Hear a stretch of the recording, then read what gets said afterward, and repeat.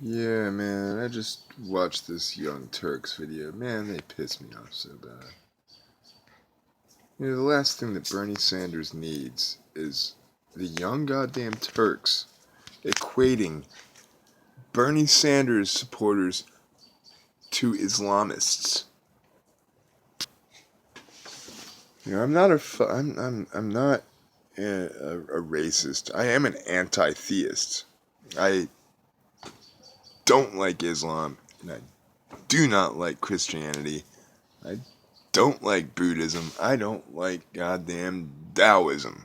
I don't like any of it. They can all kiss my fucking ass. But to have the Young Turks equate Bernie Sanders in any way, shape, or form to Islam is throwing him under the fucking bus. Jesus Christ, man. And by the way, that's a euphemism.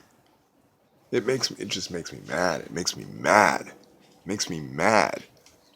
They're I'm gonna have to remake this.